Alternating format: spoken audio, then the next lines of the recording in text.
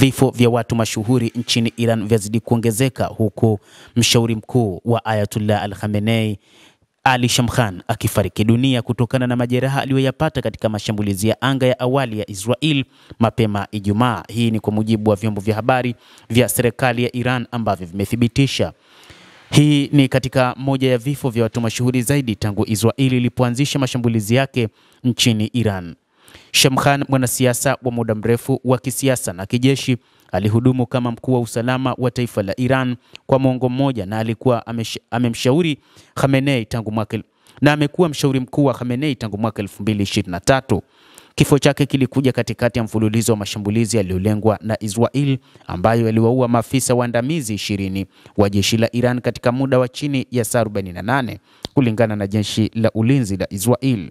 Miongoni mwa waliouawa ni mkuu wa walinzi wa mapinduzi Meja Jenerali Hussein Salami, lakini mkuu wa majeshi Meja Jenerali Mohammad Baghir na mkuu wa amri ya dharura Meja Jenerali Ghulam Ali Rashid, wote ni wasanifu wakuu wa operesheni za kijeshi za Iran.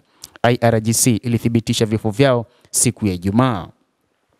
Israel inasema mashambulizi hayo yanalenga kulemaza mpango wa nyuklia wa Iran na uwezo wake wa kuanzisha vita, hasa baada ya Tehran kurusha ndege zisizokuwa na rubani na makombora nchini Israel mwezi Aprili na Oktoba mwaka uliopita.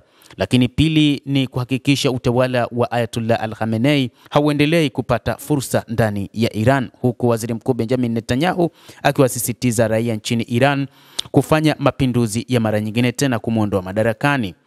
Hata hivyo, wengine waliouawa ni pamoja na Jenerali Amir Ali Hajizade, kamanda wa kikosi cha wanaanga cha IRGC ambaye alihusika na operesheni za makombora na ndege zisizokuwa na rubani za Iran.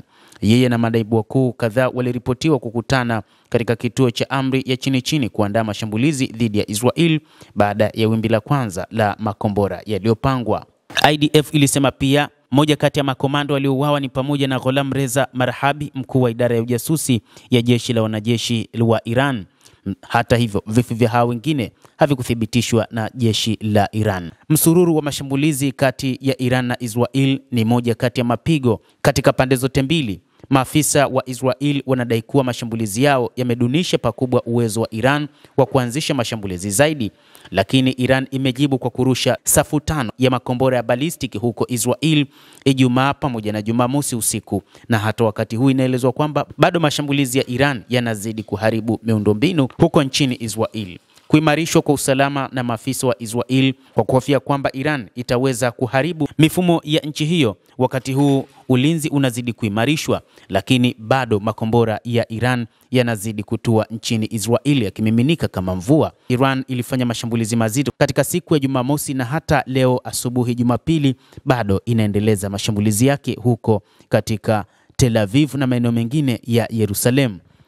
Endelea kutufuatilia mtazamaji, lakini usisahau kulike, kucomment, kadhalika na kusubscribe channel yetu hii ili upate habari hizi kwa mapana hapa The World News. Naitwa Adam Hussein. Endelea kuwa nasi wakati wote.